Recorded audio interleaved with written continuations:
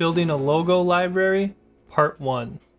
There's a number of different formats, colors, and shapes that you're going to want to keep in your archive. Let's start out with the formatting and jump over into Adobe Illustrator where we can take a closer look. Whether you're designing a logo on your own or you've hired a professional, everyone should keep a vector version of their logo within their archive.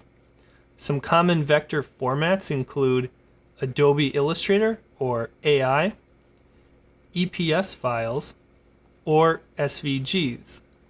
Not all of these formats are supported by all vector applications, but there is pretty good crossover. It's important to keep vector files on hand because they're very easy to edit and manipulate, they're infinitely scalable, and they're usually a pretty small file size. Let's move down and take a look at high-resolution raster files. These files are pixel-based instead of being vector-based, and common formats include a TIFF, EPS, or JPEG format. EPS files you do have to watch out for. Those are sometimes raster, sometimes vector. You may want to inspect those files and verify which version they are.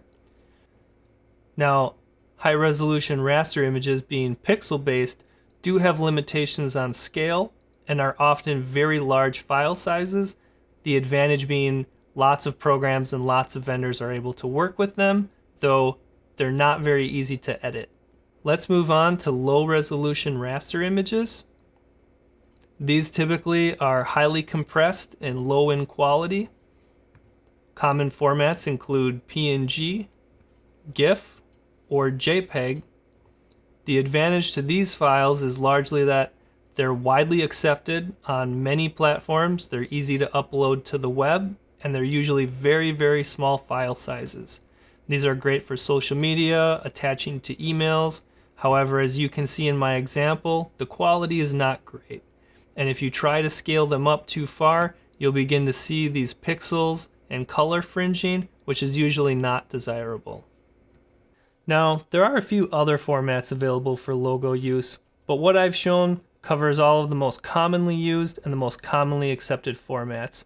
So if you're building out your own logo library, I recommend you at least cover the basics and go from there.